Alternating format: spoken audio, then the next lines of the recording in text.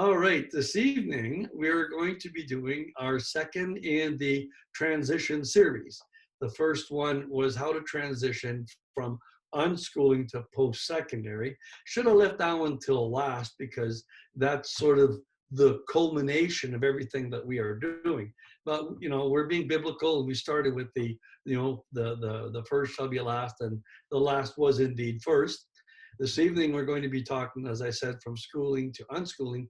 And next Wednesday, the final in this little three-part series will be entitled, I'm not sure what it's entitled, but we are transitioning from government to parents. And so it will be one where we'll be talking a lot about authority, who has what authority when it comes to education and how to exercise that authority.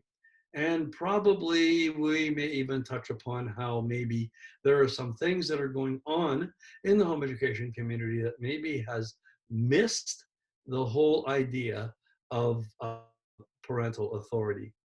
All right, we're going to wait for Sarah to connect. If everyone's internet is like ours has been, it has not been very good. I think there must be a lot of students who are accessing the internet in our world, and we find that we're just watching things, beach ball and so on. So it's been a bit of a frustration.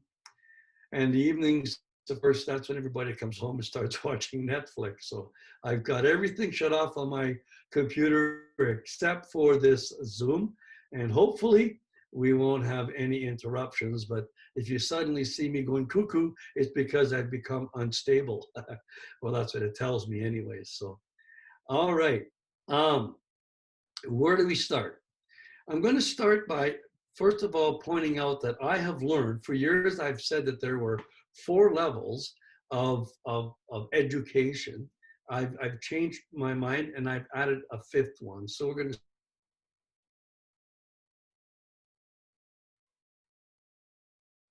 and that's where we understand that. Most of us have experienced that.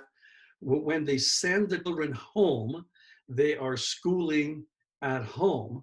That's, all right, I'm unstable already. I'll just give it a moment. Okay. Every time it's unstable, I'll just sit there and smile for a minute until it stabilizes, and then we'll keep on going. Actually, we couldn't hear the 4 levels that you froze for that. Okay. All right. Maybe it's telling me that I was unstable rather than I am unstable. That's the world that we live in, I guess. I created a 5th. I want to start over again. The first level, of course, are just plain school. That's when the children get on the bus, go to school, walk to school, and everything takes place in that institution. Then with this COVID thing, that invented another thing that we were doing a little bit of it. It was so minor that we never even gave it a title, but I will call it schooling at home. In other words, you're schooling at school. That's one. We bring them home and you're schooling at home. Then there's home schooling, which is a little different again. Then there's home education. And finally, there is unschooling. I had a very interesting conversation this week where I come to realize that there's different measures that one can use to determine the difference between, the school to the unschool. And this is not a stopgap thing. It's actually, it's transitional. People don't necessarily check off one box or the other. It's where do you fit in this balance between school on the one hand and unschooling on the other. It suddenly came to my attention this week that I've had a different perspective about how to measure this than a lot of other people. I do believe that many folks confuse curriculum with these different levels of education. So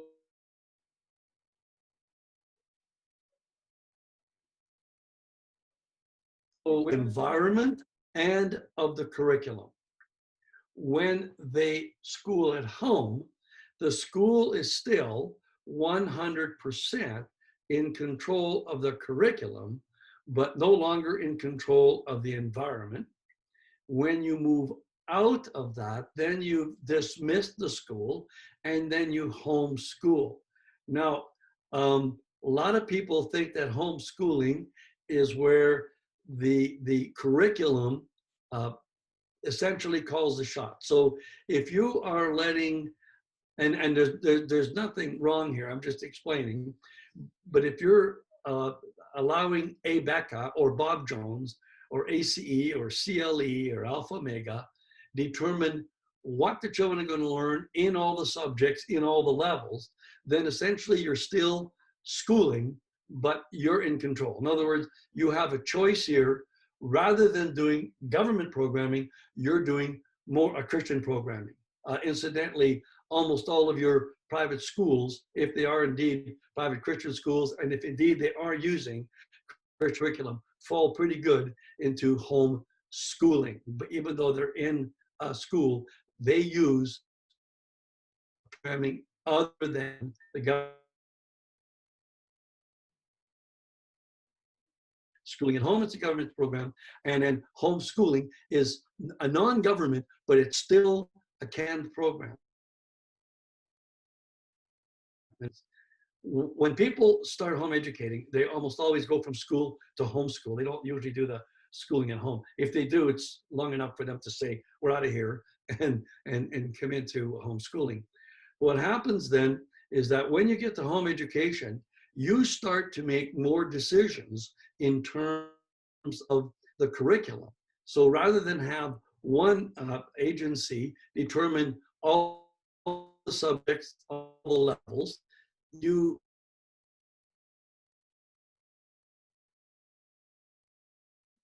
breaking up really bad. You're frozen. So that's your home educator. The home educator is still kind of stuck with subjects and grades, okay? Then we get to unschooling. Now, the confusion with unschooling is that a lot of people mistake unschooling. Okay, I'm going to go back a little bit. The problem with unschooling is a lot of people mistakenly believe that unschooling is not to use any curriculum of any kind. Now, indeed, there are a lot of unschoolers that don't bother using any curriculum, but I also know of a lot of unschoolers that do. So using the curriculum as a measure as to whether you're schooling, schooling at home, homeschooling, home educating, or unschooling is probably not the best measure. If you're interested in looking at, if you're, hold on, I'm just having a little trouble here. Okay, if you're looking to curriculum for the measure, that's not quite it. There's a better measure, and it's a measure of authority. Who is in authority? When you're schooling, the school, the government, is in authority. They decide when you start, when you end, what you take, at what level, what you study, ready or not, willing or not, interested or not, fit you or not, doesn't matter. That's 100% government authority. When they sent the children home, I found that quite interesting in that really in the end, it was the government sending the children home, yet trying to maintain that control. Needless to say, they only have full control and authority within their institution. Once they get home, there's a certain level of authority and control that they lose in that. And so more parents, as an example, exercise a little bit more decision-making power, a little bit more authority. When you get to home schooling, as opposed to schooling at home, the parents have even more control and even more authority. But they're the ones that decide which curriculum they're going to follow. It's not the government telling them, you're going to do this. They decide they're going to follow an Abeka program or a Bob Jones program or ACE or so on. There's lots of different programs out there, but and so that's what a homeschooler is. A home educator goes one step further and is no longer allowing another agency, whether it be Bob Jones or Abeka or ACE or CLE, they don't allow them to determine all the subjects and all the levels. By now, the parents are exercising a greater authority and a greater control. So they might end up using some Bob Jones, they might like the Bob Jones English, they might prefer the Apology of Science, they might like, you know, Matthew C. or Saxon Math, teaching textbooks, something like agencies writing stuff at certain level, but the parents are exercising more control and authority. When we get to unschooling, these parents are demonstrating the greatest amount of authority and control under the existing system within the province.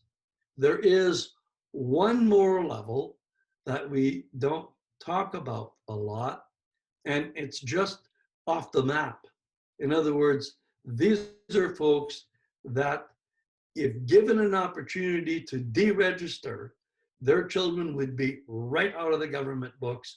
They will take care of it all themselves. We don't have that option here in Alberta, although notification only, the recently passed part of the Choice in Education Act, they included notification only, and as you know, the provincial agency that advanced it is going across the province and just, you know, telling everyone how wonderful it is, and it's giving the parents even greater freedom and authority, but not really. If you understand, when we talk about, it really is a matter of who is calling the shots, who is in control. So the best way to understand the different levels between school and unschool and beyond, we'll just say it that way, is the degree of authority being exercised by the, your best measure. To use curriculum as a measure is not good, although you will expect the curriculum to be freer and freer and freer.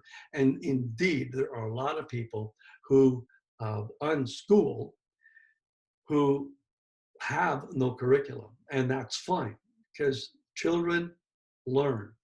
There is another measure that we can use, and that is, who do you serve? When you subject your children completely, 100% to the government in control, that is essentially the God of education. Then when you start moving down the different levels till you get to unschooling, a lot of people there would say that God is the one who is granting the authority to them, not the government. So that's another measure that you can use as well. Now, we have to talk about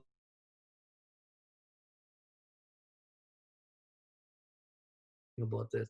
It is, I think, the biggest mistake in home education in Alberta. All right, I'm still unstable. Anyways, I'm going to go back. That the reason there is we need to talk about that well, I'll do that first, and I'll go back to a weirdo. But what I want to talk about is the fact that there is also a different ingredients in terms of funding.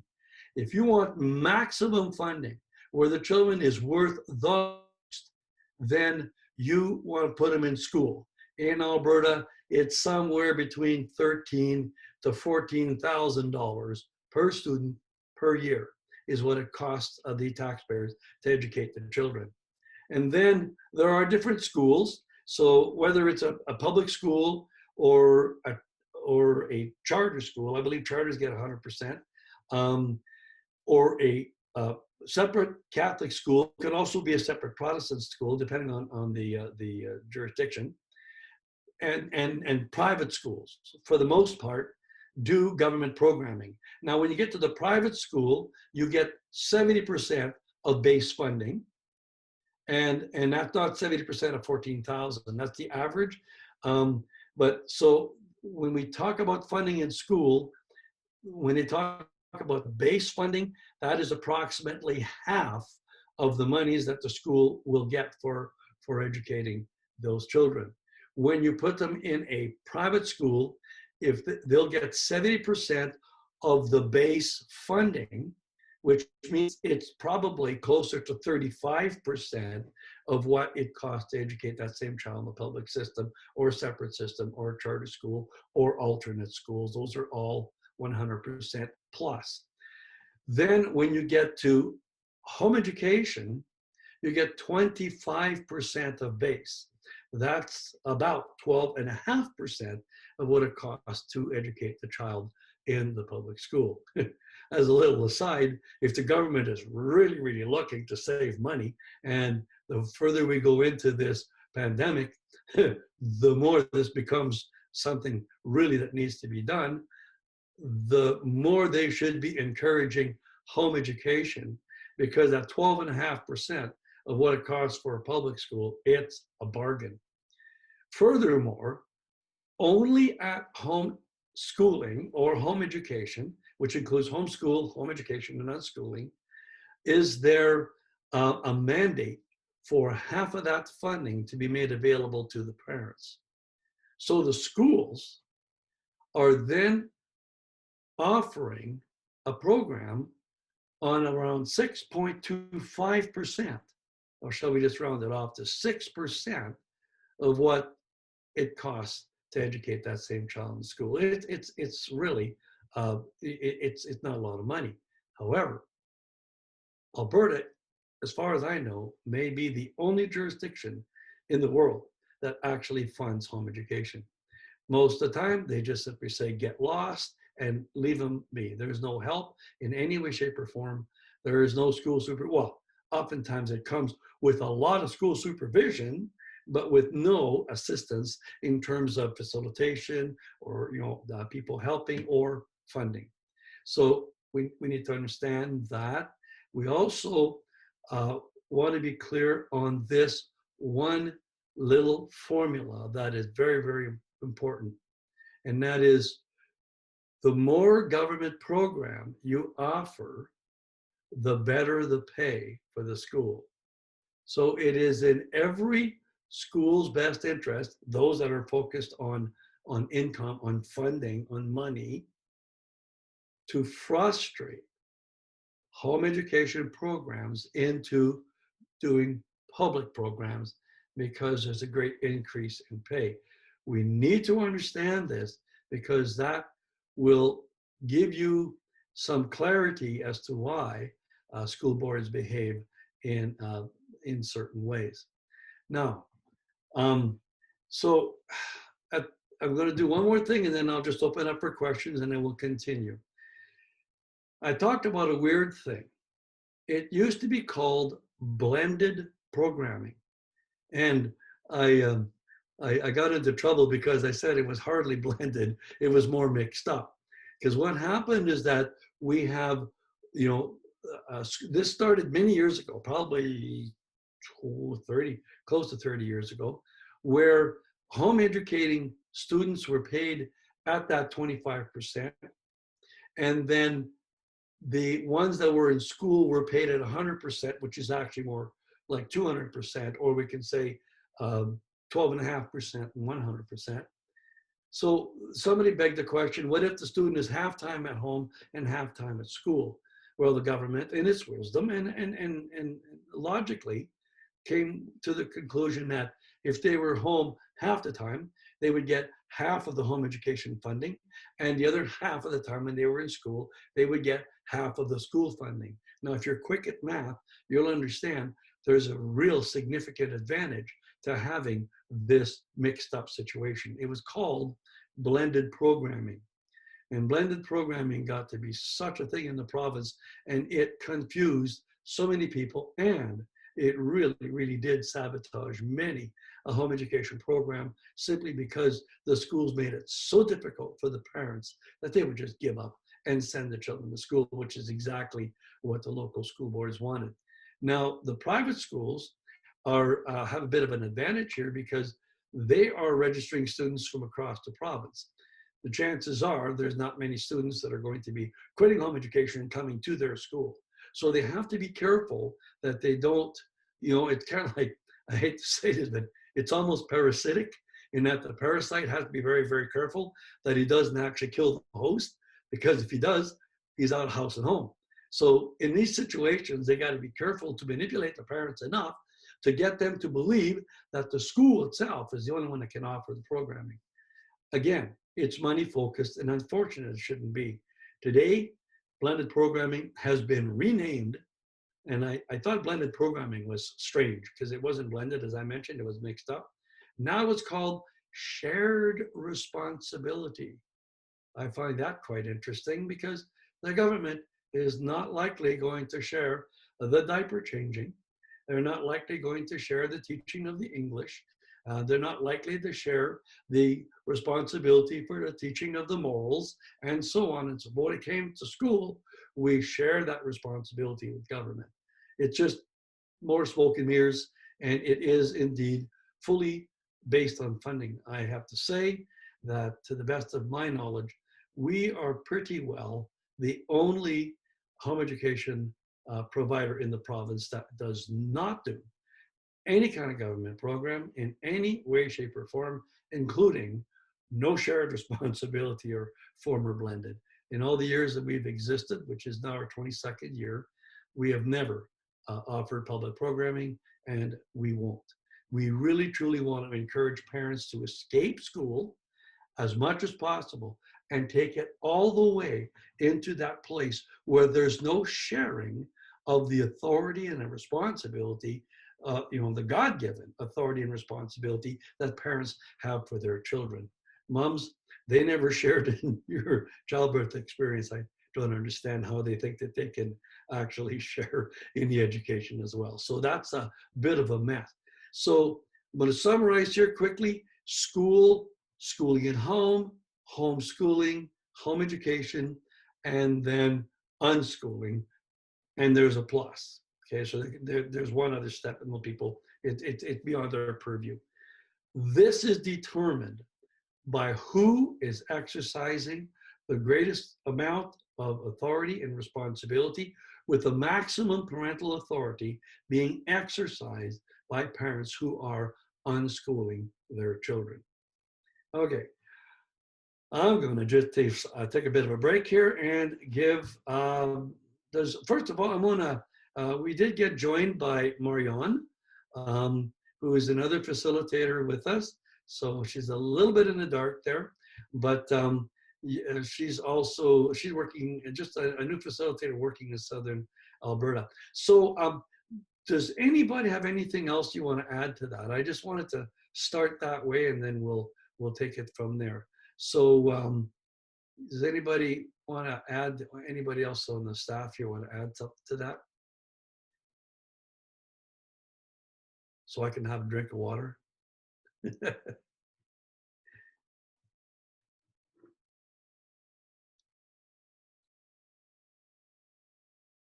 Nobody. All right, come on, Nicolette. You must have something you can add to that.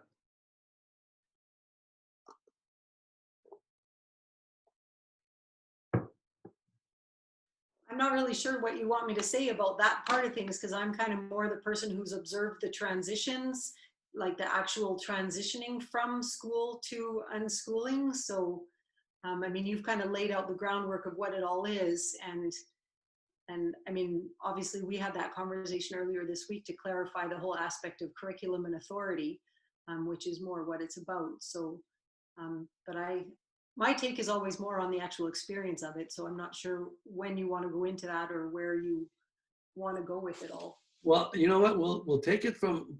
I'm just going to open it up for questions, and then we'll just allow anybody who wants to answer those questions.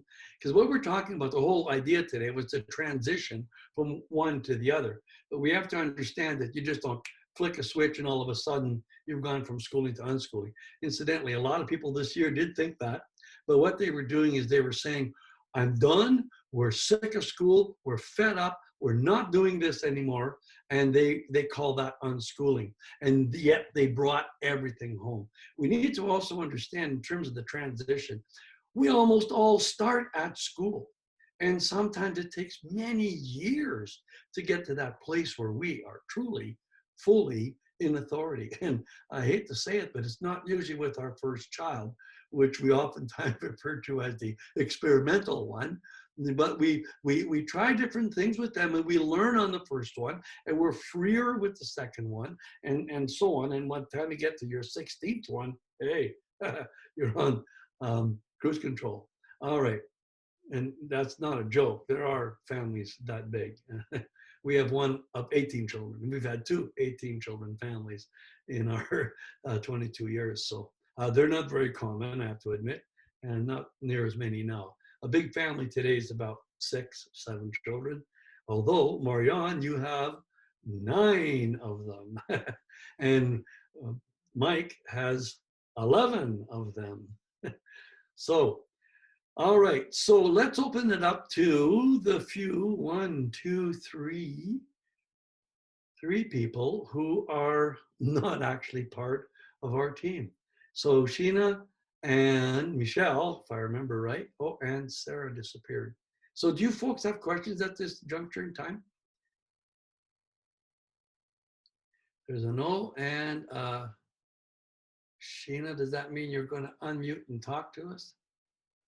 Yeah, it's not really so much a question, just observation that we've moved from schooling. We're really trying to move to unschooling. It's difficult to get out of that mindset. Like, I went to public school, my husband went to public school, all of our nobody in our family has ever homeschooled or home educated or unschooled their children. So I find it's been more me than the children. They're gung-ho to unschool and to be child-led and to do whatever they want to learn about. And it's me that has to get out of my mindset of what education is and what my expectations for what they need to learn in a school year. So we've transitioned pretty well and rather quickly, because I had, these ideas of what we were going to do for homeschooling. And it's shifted quite dramatically over the last couple of months to a good place, I think, where we are getting very close to being unschoolers. So it's different. It's more, I find it's more the parents that need to get their mind out of what schooling is. The kids, they're happy. So that's all. You waved at me, so go ahead and answer that. I guess one thing, if this can be at all helpful for you, is I would suggest that you sit down and think about, you and your husband, and think about your schooling time, and think about, what do you remember from your schooling? What do you actually use from your schooling, grade 1 to 12? And then base your homeschooling program on that. So, I mean, I don't know, like, I personally don't think that a person needs to know who the last Tsar of Russia was in order to be a successful adult. Yes, they do. Sorry, bad example. Okay, how about the population of Brazil? You don't need to have that memorized to be a successful adult. So it's really about, so what do my children actually need to know to be successful adults? They need to read, they need to write, they need basic math. That's what I've done with my daughter. Thankfully, she's a voracious reader, so I don't even do any kind of language arts with her. The only thing I've ever done is math. And I told her, you have from now till you're 18 to do multiplication, division, addition, subtraction, a little bit of fractions, a little percentages. You never have to touch a math book again after that if you don't want to. And so she's taken 8 years to do her basic math. I've never pushed her. I've never told her what to do or when. I just provided a resource and said, whenever you want. And she's done it all herself.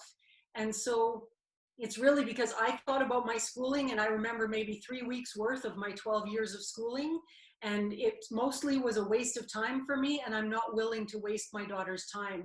I would rather that she pursue the things that she loves, that she's super interested in, the things that reflect her innate talents and skills, and the things that kind of are just where she's naturally going to go in life, because that's who she is. So I let her explore absolutely everything under the sun, from circus class to flute to piano to singing to drama to improvisation to whatever she wanted to try. And through doing that, she's 14 now, she's figured out like what she loves, what she's good at, and she's amazingly disciplined in everything she takes on. And I don't even understand it because I never ever pushed her to do anything, but it's really because I've given her the responsibility with certain conditions that said, you have to know these things before you're allowed to move out, but how you figure it out is up to you. I'll get you whatever resources you need. So for me, it's really about really thinking about your own schooling experience and what do your kids actually need to know and what skills do they actually need to have to be successful. And then once you figure that out, it's also a matter of when is the appropriate time to teach them that stuff. Because I mean, there are some like little kids, to me, they're built to play. So I mean, if you let them play and just do things, they're exploring life, they're learning about life, they're kind of taking it all in. And then when they get a little bit older, they might be more interested in actually learning specific things. Or, I mean, math is obviously something that's really easy to build into life. You're counting money, you're doing baking, all those kinds of things. And if you want, you can even point out to your kids and say, hey, we're doing math right now, if they need to have a sense that they're doing some kind of a school subject. But it's really about kind of making it as natural as possible and really only focusing on the things that your kids really absolutely need to know to be successful adults. Figure out when the best time to teach them that, which is usually when they're interested, and then just kind of the rest, let them follow and just be who they are and follow their interests, like you said. Thanks, Nicolette. Now, I'm just going to add something to Nicolette. She missed something. She said her daughter is incredibly disciplined. She doesn't know where she got that. I do. I know Nicolette. She's also incredibly disciplined. So the children with the parents at home are going to pick up from them. And well, we all know that that's the bad things as well as the good things, but they do pick up from the children. And so a lot of these things, you wonder, where did that come from? You're actually looking at yourself because they're learning from you. I'm just going to also summarize my definition of unschooling, which is very much what Nicolette was saying. When I mentioned that we provide for home education and we specialize in unschooling, a lot of people go, what? What's that? Well, unschooling is best. It's not unparenting. It's not undisciplined. It's not unstructured. It's none of these uns. What unschooling is, take a look at what school does and don't do that. That's one of the most dysfunctional institutions ever created by man, in my opinion. Don't do what school does, and you're probably unschooling. On the other hand, maybe you should do what school isn't doing, which is probably another good way to measure your unschooling. And the other thing I neglected to say is that we talked about going from school to unschool, those transitional steps. And like I say, these are not little check boxes. There is an increased amount of freedom when you get to that unschooling level. And this is what you heard Nicolette talking about here, is that the child is free. And when the child is free, guess who else is free? The parents start to get liberated from all of that school mindset. It is tough. It really is. We know that for a fact. And what happens is we've got a whole bunch of teachers here right now. You think it's tough for you. You try being a publicly educated person for 16 years minimum, and you got your certificate in education, and everything you've ever learned is school. To get out of that mindset is a huge job, even more so for teachers. So for me, when we go visit families for the first time, the most fearful words for me is when the mom or the dad says, I'm a teacher, I go, oh boy, we've got our work cut out for us now, because we have to undo all of that stuff. Now, they say the first step to solving a problem is a desire to solve the problem. So you're well on your way. You, like you said, it started happening fairly quickly. Excuse me, because what you're doing is you start questioning where in life do you find yourself in a room with 20 some people all the same age doing the same thing at the same time. That's a school definition of socialization. Socialization is the reason why they sent them all home. So that doesn't work. Where do we cut up our lives into subjects? Where do we grade kids? We can grade eggs. You know, you have small, medium, large, and cracked, but the children don't grade that way. They just grow. And again, Nicolette, I think, mentioned the fact that there's no pass or fail here.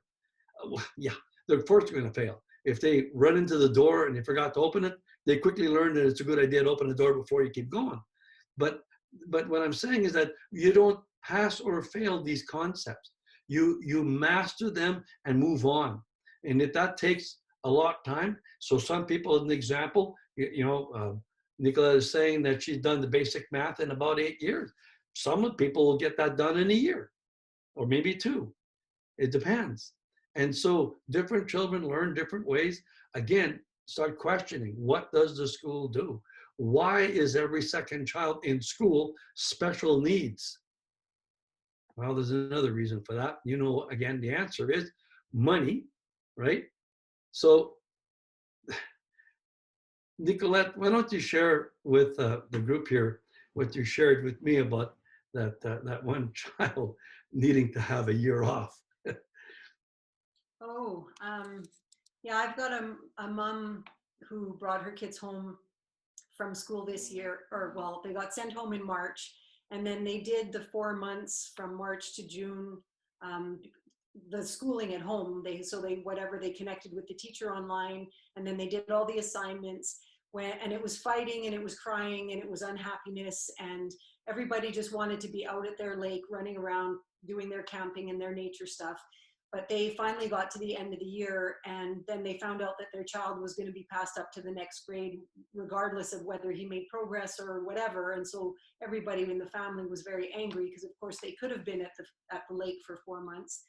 And so it turns out now that the boy is really not interested or willing to do math and language arts and things. And so the mom is thinking that she needs to have him tested. And what I basically told her was that for this child, school was probably like a daily beating. He felt every day that he wasn't good enough, that he wasn't competent, that, he just wasn't meeting the mark. And that I told her, if he was my son, I would just keep him home, and I would not put any kind of math, language, any kind of curriculum in front of him for at least a year, and just let him decompress, let school get out of his system. To me, he's not a broken child. He's probably an angry child. He's probably a frustrated child. And he's probably a child whose self-esteem has taken a real beating. And so it really makes me sad when parents don't really see that kids actually suffer in school, and they actually get hurt. And instead of just loving them and giving them time to heal, we decide we need to test them and see what better resources and tools we can use to teach them, when it's not about that. They just need to get back in touch with who they are, kind of get all that schooling and those bad experiences out of their system. And then that natural drive that every human being has to grow and learn and develop will blossom again. And then those children will go forward and will learn all kinds of things. And then the parent can just stand there and be a resource and a support and an encourager. And then all those problems just melt away. That reminds me of a little saying, you probably heard this one: the beatings will cease when morality improves. And unfortunately, I think that's what happens in many, many cases. There's a series that a blog series, for those of you who have been following my blog, that I've done a few years ago, called Learning Challenges. And in it, I point out that the vast majority of students are not at all challenged or special needs. What they are is they're not learning challenged. They are school challenged. You got to remember that we've got all these kids. I don't know how many. There's about 750,000 students in Alberta, and there's no two that are the same. Yet we've got these boxes called grades and these sub boxes called subject. And if the child doesn't fit nicely into those boxes, we try to fix the child to fit that box. When we bring them home and stop the boxing of these students, the false expectations, and who decided who's going to learn what and when and how much? I mean, I mentioned this last time. I read a couple of articles where there's some professionals that are all concerned about the fact that the students are regressing in their skills. How do you regress? It's not about skills. It's probably more about indoctrination, and they've forgotten why it is that they should be concerned about the environment. You know, they're so busy enjoying it, they haven't got time to be concerned about it. You know, these kinds of crazy things. So again, you want to leave all of that school stuff behind. The best way to do this is to ask yourself this question: why am I doing this? When you say, are they doing enough? My question is, what do you mean? What is enough? What are you comparing yourself to? And when they say, well, you know, the standards, well, I got news for you. Out of those 750,000 children we got in this province, there isn't a standard one. Everyone is unique. Everyone learns in different ways, in different times. It's all different. So the other definition that I have for unschooling, and it's my favorite one, say don't do what school does, do what school doesn't do. It's maximum authority, it's maximum power, maximum freedom. But my best definition is still, it's just being a family. There's a mom and a dad who are growing older together and learning together. The children are teaching you as much as you're teaching them. You feed off of each other. You just enjoy it. There's no measure. Did we do enough today? Did you live today? If the answer is yes, you've done enough. That's what life is about. And that's how natural learning is. Most of us are doing something today. Well, let me challenge you this way. Nicolette mentioned, ask yourself what you remember from school. And I've often asked this question, you know, how many of you, you know, enjoyed school? And usually in a crowd of 100, you know, there's 7 or 10 that'll put up their hands. And then I'll say, okay, take away the friends. And then there's only 2 or 3 left, usually the valedictorian, okay? So if that's you, I see Sheena's waving at it, if that's you, it's a little more difficult to get out of it. But here's the challenge I'm gonna make for you. I taught the upper academic biology in high school for 25 years, well, for 14 years anyway, 25-year career. I would give an exam on Monday. We would go over the exam on Tuesday or Wednesday after I had marked it and made sure that everybody knew all the answers to all the questions. Then, every once in a while, and I know they really didn't like me when I did this, I would give them the same exam on Friday without telling them. And the class average, after having gone over the entire exam, after having given them all the answers to every question, every time I pulled that stunt, the class average went down, and significantly. Why? Because it only took 4 days for them to forget the stuff they crammed in their heads so they could barf it on the exam and carry on. That's what school's about. A really good student is a really good test writer. I had the valedictorians in my class for the last 14 years. Every one of them. I don't think I'd have hired a single one, simply because they were very, very good at doing what they were told. But if you give them a shovel, they won't know how to use it. You'll have to do the work for them, and then they might pick it up. So now, having said that, did that mean we went through school and learned nothing? Well, no. We learn a lot of interesting things, some bad things, some good things. What did the school do? Well, let me answer that question by telling you that, or asking you a question. Who do you think showed up on parent-teacher night? You know, it was the parents of the students who were doing well. The parents that you really, really wanted to see because the kids were struggling, they never showed up. So there's been studies out there to find out what makes a difference between a good student and a bad student. Remember, we're talking student here, not child. There was a measure of whether there was economics. You know, do rich kids do better than poor kids? You know, whether they're on one side of the town or the other, whether the parents were educated or not, which I remember was kind of funny because it was a very super interesting anomaly, is that if the father was educated in biology, then the mark, they were generally better. There's no correlation here. I just brought it up because that's my field of training. So really what happened is that it was determined that the best measure for why students were good students is they had parents who cared. I'm going to repeat that. They have parents who cared.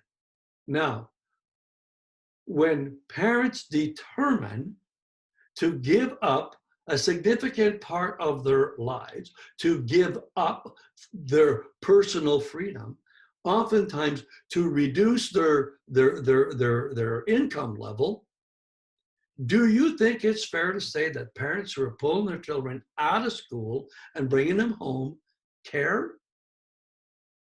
Absolutely. That's the reason why home education works so well. And the children in that home of caring parents are loved unconditionally.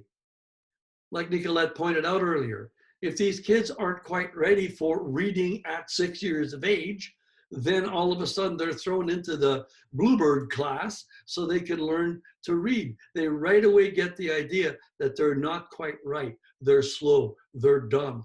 God made a mistake. God screwed up. He used the wrong formula, something. That's what the kids get out of this. That's why I'm so adamantly opposed to testing. Because the first thing the kids think is, there's something wrong with me. Okay?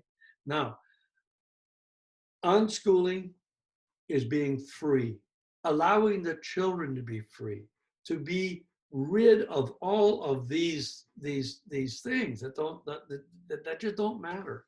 When you start asking yourself that question, you'll find out that you don't have an answer. And when there's no answer, then it's not worth worrying about these things. Will the children do well? Absolutely. Have we witnessed it? Time and time and time and time again. For those of you who are stuck in it takes 12 years and all the subjects to have a well-rounded student, sometimes I think that that's a student who's very overweight. But anyways, that's a joke. The well-rounded student, what does that mean? Do you know what it would do? When school first started, back in the Reformation age, it was started by the Jesuits, and they would get students post-puberty illiterate. In other words, they were already getting, they're in puberty or beyond. They were 13, 14 years old, and they were illiterate. Then they taught them to read, to write, but back in those days, they also, because it was the Jesuits and they were connected to the Catholic system, they learned Latin. Because it was Catholic and Christian, they learned Hebrew. They learned, I don't know if they learned Aramaic, then they learned German, because most of it was in Germany. So they probably had 5 languages. They had the mathematics, the sciences. They had philosophy. They had logic. They had debating, all kinds of things that we don't even bother in school today. And they would take those kids after puberty, illiterate, and bring them to college, seminary, or Bible school or university in 3 years. They had 3 times the education that we give our kids today in 1/4 of the time. So the lesson is, don't worry about whether or not they're getting what they need to get. They're getting everything they need to get for life. And if as in Nicolette's daughter's case, she suddenly needs algebra, guess what? She'll pick it up and she'll learn it so fast it's not even funny, because now there's a purpose, there's a need. And that's what life is. All of us today, I'm going to say we have a fair degree of knowledge. What we know today is what we taught ourselves. We just learned from the experiences that we had. We learned from the opportunities we were given. So school does do that too. School do give children opportunities to learn things.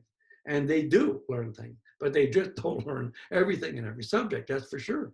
But if in biology they're suddenly lit by genetics, as an example, oh, they'll remember that stuff. But it's not that I taught them anything. You gotta remember, as a teacher, I was very well liked, because the first thing I tell them is I have a confession to make. I've never been able to teach any kid anything. I always provided them with the opportunity to learn. And I was there to help and encourage them. And, well, let me boast for a moment. I was super successful, because the children then all of a sudden realized, hey, he's not shoving this stuff down our throats. Do you want a good mark or do you want a bad mark? I would get them to set goals in the beginning, and I would tell them about 50%. Look at schools, 50%. And even then, I had kids in their low 40s where the school would graduate them anyways, and put them into the next level, even though they were nowhere near getting close to even 50% of the objectives. 50% at home, that doesn't work. In a home in an unschooling environment, we just have high and reasonable expectations. We expect them to finish all the dishes, not half of them. We expect them to clean the entire floor, not half of it. We expect them to get fully dressed, not half, et cetera, et cetera. 50%. If that's not enough to scare you from school to unschool, then it should. All right, another little thing there. All right, anybody else? Any other questions? Sheena, does that help you? What we've been talking about here? Okay, good. And Michelle, I remembered your name. Do you have any questions, Michelle?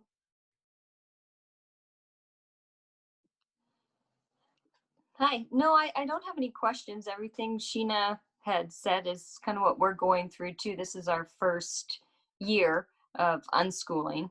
So it's been very challenging for myself and my husband to get unschooled ourselves, to let our children just be free. It is getting easier now that it's December.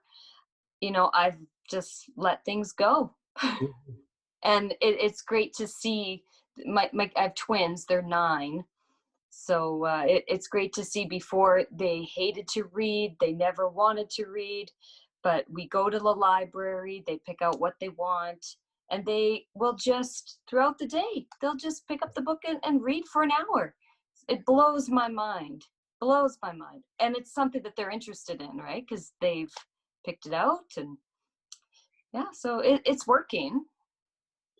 Well, Rome wasn't built in a day, and the fact that you're already as far as you have in this short a time, I think, really is deserving of applaud. And you can see that Nadia was going, "Yeah, this." Yeah, she's my facilitator. Yeah, you're doing very well. You're getting freer and freer. The thing about the children is that you got to remember, Nicolette didn't quite put it this way, but those kids have been incarcerated. They've been in jail. They've now been paroled, and it's going to take a little time for them to get used to the freedom that they've got.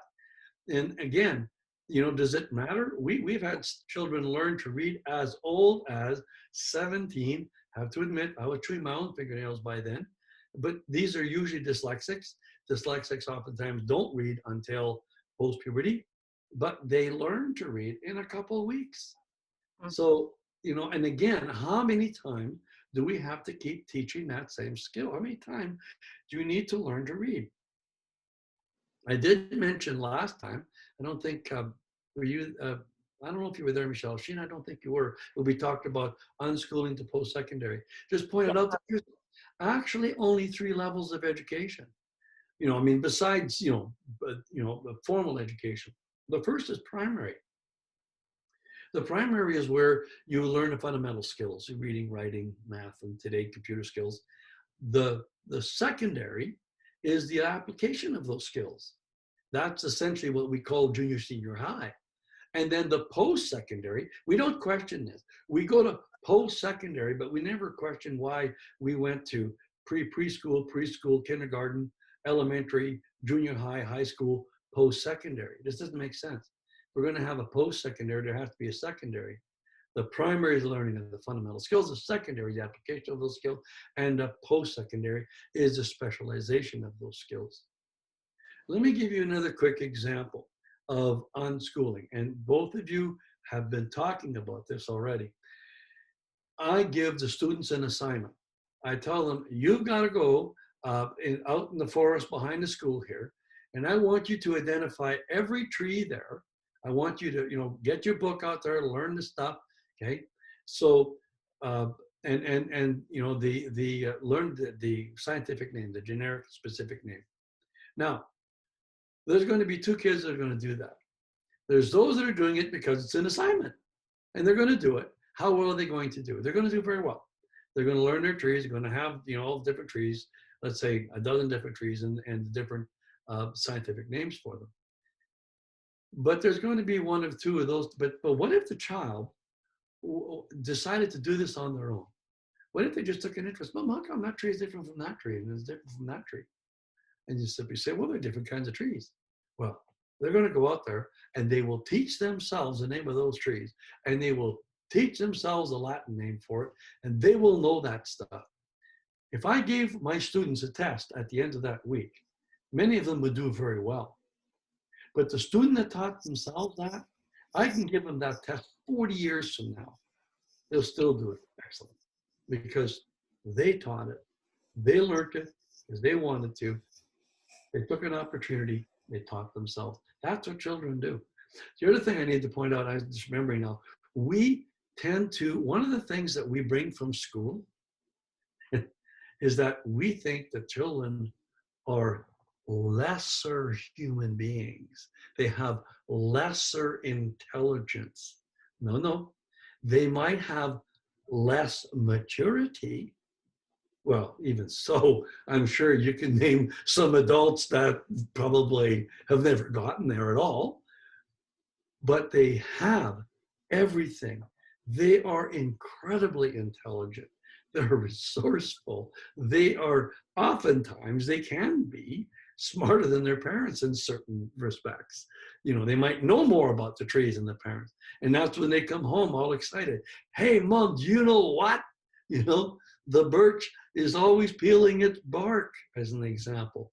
And it's got serrated edges on the leaves. And the difference between a balsam poplar and an aspen is the petiole is flat on the aspen. That's why it quakes. How many of you knew that? And never heard about this before. So you end up teaching each other and you feed off each other. Just be a family. Let the children learn, let them teach you, and you teach them as well. All right. Any other questions? I have Karen's iOS, who joined us. So Karen, you've been a little bit late. Nadia, you have something to say? Go ahead. I just want to say that oftentimes when we talk about this transition with families, people want to know what's going to happen if I screw up my child. That comes up so often, like, what if we screw up? I think we're all going to screw up. That's a given. Mm-hmm. The liberation point here is that if I screw up and I know it, I can change it. If somebody else screwed up my child, I have no ways to fix it. Like if it's a school, I delegated all the power to the school, and there is a bad teacher, we have to suffer through the whole year because of the bad teacher, and we're not going to learn anything. Like that situation I can't fix. But if I know that we did something wrong and I see the result, it didn't work out, I'm in charge, I can change it, I can try again, I can do it better. And that's the part that I really like about unschooling, because I'm in control. Even if I'm doing it wrong, I have the power to do it right. They say that if you want to mess something up, give it to a child. If you really want to destroy it, give it to government. Now, having said that, you want to really screw up your children, put them in school. If you're going to bring them home, you can't go wrong. Will you mess up? Will you make mistakes? Will there be something that they didn't learn from you? Of course there will be. Big deal. That's life. But as Nadia said, you have a chance to do it over again. But more importantly, you've allowed these children to be comfortable in their skin. If they go to school, they're too fat, they're too skinny, they're too tall, they're too fast, they're too slow. There's something wrong with their skin. There's something that's haywire. Everybody is under the microscope, and nobody is allowed to be comfortable in their skin in that jungle. At home, they are with the people, the only people on earth besides God, who inhabit both heaven and earth, as you know. The only people on earth that are going to love those children unconditionally are parents. That is the best environment, the safest environment, the most caring environment in the entire world. The last government was talking about safe and caring environments. When governments talk about safe and caring environment, they are 100% unsafe and 100% uncaring. Need to understand that. So we bring them home. They indeed are in a safe and caring environment. It's the environment created for children. Parents are the ones that give birth to children, not government, not churches, not schools, not anything other than parents. It should make sense that parents have all they need to do the best possible job. I repeat, the best possible job, not a perfect one, because all of us parents are handicapped with being imperfect ourselves. So our children are also less than perfect, although sometimes we do think they are, but that's in the eye of the beholder. As they get a little older, they'll start to demonstrate that they have their imperfections as well. I'm sure they don't have to get that old before they start demonstrating those things. So we work with what's there. Gary, you've been quiet. Oh, okay, Sharon, I saw her waving at us. Go ahead, Sharon. I think another big stumbling block for families is thinking that they might put their children back into school for the high school years, and that prevents them from really unschooling, because they want to hang on to the curriculum. They want to hang on to grammar just in case they need to know that when they do get into high school and we put them back into school. And I think then they are focusing on the curriculum rather on the relationships that you were talking about. And they will see the relationships with their children suffer if they go that route. Whenever I hear that, I think of, this is terrible, but I think of a feedlot that, you know, the parents are putting them back in school to finish them off. So really, that's really haywire. Thanks for bringing that up, Sharon. The people, we talk about wanting to unschool, that whole school thing that we have the greatest difficulty with letting go is that it's the government that has the accreditation. They understand how to prepare the children for the world. Well, here's a news flash. They're going to send them there to learn grammar. They don't teach grammar in school. They hardly teach reading in school. The biology that I had to teach was found in my own children's grade 7 Bob Jones Life Science book, the entire thing. The actual academics is by far second place in the schools. I'll leave your imagination to determine what's the first objective of the school. And I don't think you need a lot of imagination to figure that out. So to send the children to school If they're going to be starting high school at 15, and if you've been home educating them up to there, you are having your children go backwards in order to advance, which doesn't make any sense at all. At 15, we don't have them go back to high school. We encourage them to go on to the post-secondary level, whatever that may be. And if it's academic, then they can still do it at home. And by the time they're 16 and have earned their driver's license, they're already working, and their education is every bit, actually far surpasses what they will ever get from getting the accreditation and a high school diploma and transcript. Do you know what a high school diploma does? It's a guarantee that those children have been able to put up with nonsense for 12 years.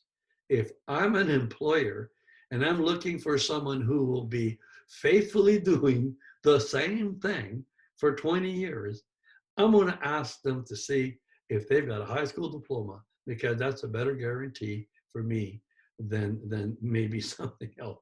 But that's what it is. It's no guarantee of literacy. We've got the high school graduates that are illiterate or functionally illiterate. It's no guarantee of numeracy. It's no guarantee of any computer skills, but it's almost a guarantee of their inability to think for themselves. So that's why we just don't want to go there. And parents sometimes, and it's true, we call that the third level of fears. There's the fears and concerns, part 1, 2, and 3. Part 3 has everything to do with thinking that somehow or other you cannot prepare the children for the post-secondary. And that's just absolutely wrong. Sharon, you want to add something? No? Okay. I just saw your little square go on. So, Gary.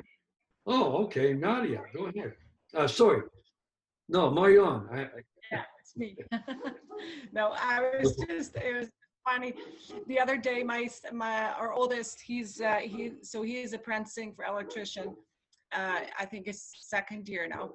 And he says, oh, I just looked actually at what the requirements are for getting into college. And, says it's, I think English, I don't even remember English this and math that. And we didn't really actually study any of, he kind of, at the end, he sat down with my husband to, work on his math, because that was one of the things that's kind of important, right? When you go for electrician. But for the rest, we hadn't really done anything official to do all these subjects. And he did his entrance exam and he's doing just fine. So yeah, it's kind of just interesting to see. I heard a few things before about, school. Our kids have been in school for years. And so now, and then we did, like everybody else, the homeschooling, home education. And I think finally we're getting to schooling, but it's, it's a process. That's definitely true.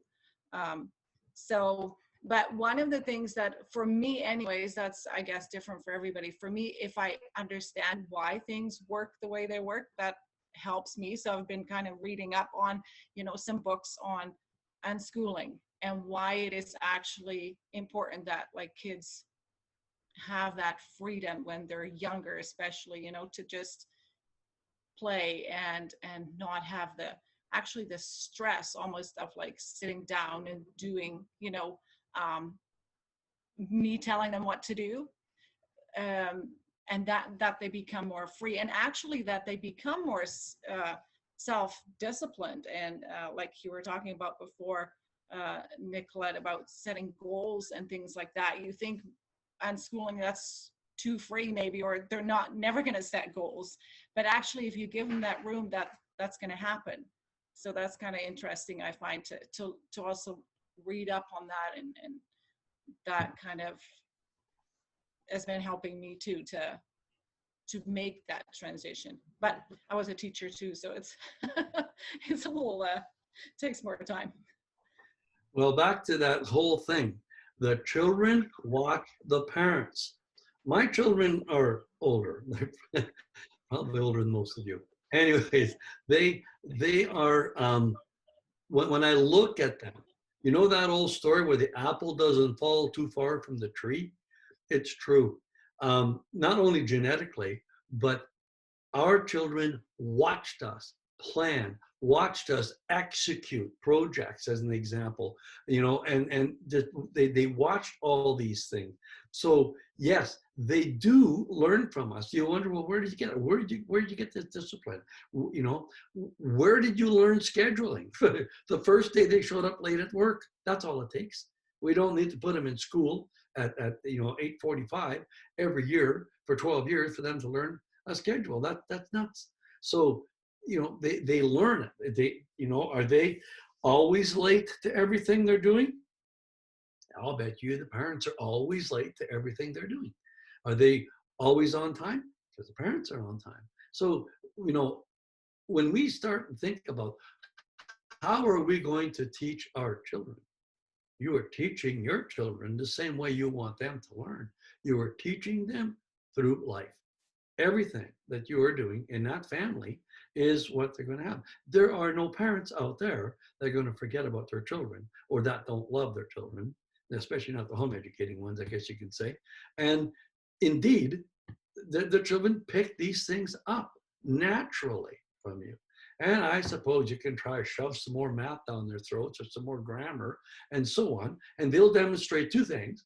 They'll show you that they're very intelligent and that they love their mother, okay, or they're scared of their mother. I've had that. I've had one lady says, every time we pull out the books, my child starts crying and he runs away. What should I do?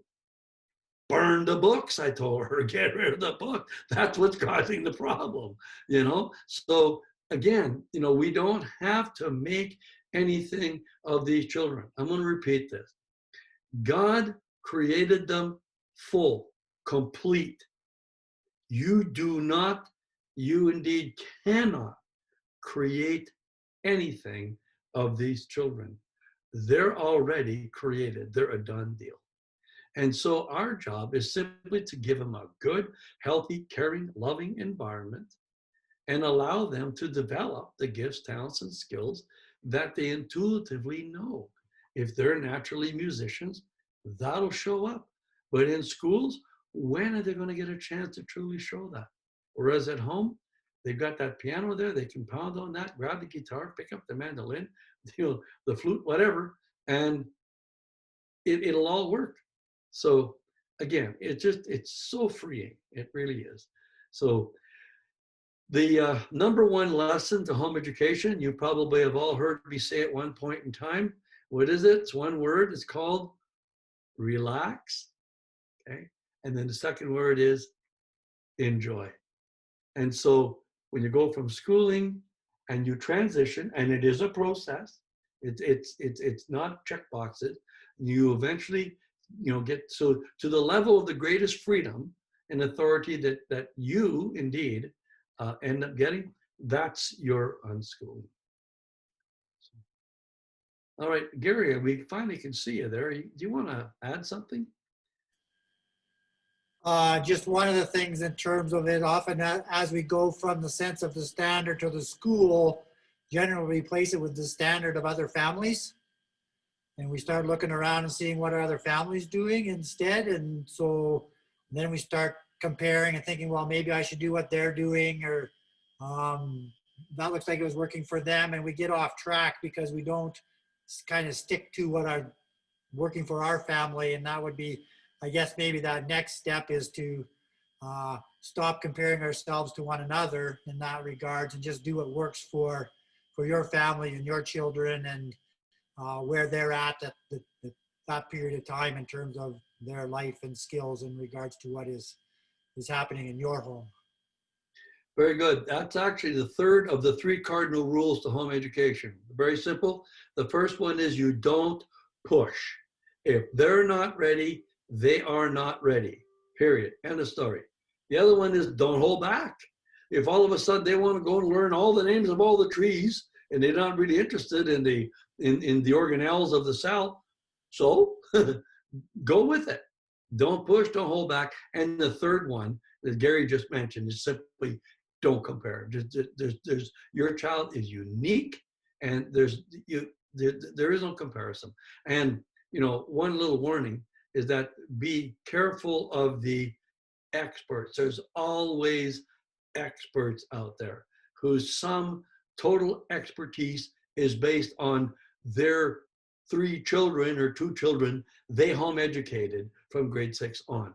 Sorry, this is bad news. And the expert that says, well, we found a new math program at work. We find this. Peer pressure is huge. When we go from home to home to home, every year there seems to be a new fad, and there's a new program out there. Everybody's excited about it. We're all going to do it. And in the matter of 2 or 3 years, you don't even hear of this thing anymore. It's completely off the radar screen, gone. So we are getting close to the end here. I'm going to actually tell you something that you probably already know, but if you don't, you should understand that our job description, even though we are a home education provider, we provide the parents with the opportunity to, and you know, the ability, the freedom, the legal everything, to educate their children at home. Now, I have to say that throughout our experience, and we have had tens of thousands of students, we've actually never really had any problems with students. That shouldn't surprise you. Do you know where all of our efforts go? You're right, the parents. And if we can help the parents to be free, we can get the parents to fulfill their respective roles. When we talk about a family, we talk about usually a dad and usually a mom and children. Sometimes the dad's not there and sometimes the mom's not there. We know that. But usually, and whoever's there is playing their respective role. So if it's only a mom, the mom can only be a mom, can't be a dad. If it's only a dad, the dad can only be a dad, can't be a mom. But when mom and dad are there and they play their respective roles, as we give them greater and greater freedom and get people to understand more and more the authority that they have and the autonomy that they have in education, then it becomes freer and freer, and we do transition from school to unschooling. All right, one final opportunity to ask a question.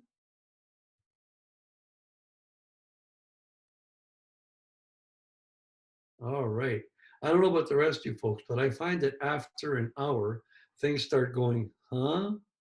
I start thinking about a walk in the woods or something. So anyways, I want to thank you all for joining. Karen, Karen's iOS, you're there. Do you have a question by any chance? I don't know who you are. I can't see you. But do you have a question before we go? No, I don't think so. I just got my times mixed up. So, but the last bit that I got was really encouraging. And Good. I'm hoping I see that it's being recorded. So hopefully I can go back and catch all the stuff that I missed. But this is great. Right. Mike and I don't know if Gary's involved. Yeah, Mike and Gary are both involved in all of the blogs. I want to thank them for the work that they do. And they're going to be putting this up probably, usually before the end of the week, it's done. So Mike has been recording it this evening, and he will put it up. And between him and Gary, they'll try to make me look good or whatever. Good luck with that, guys. Anyway, so thank you one and all for joining us this evening, and I'm especially really appreciative to see as many staff members join us this evening as there have been, and I do thank you for your encouragement and your participation. So I'm going to call it a night unless there's a last minute question. No? Well, a good night to you all. God bless you. And if you're interested, next Wednesday, we're doing the final of this 3 series on transitions, and we're going to be talking about government to parents. I have no idea what we're going to be talking about, but we'll have something for you. It might be a shorter one next week. All right, God bless you. Have a good night. And thank you again for joining us this evening.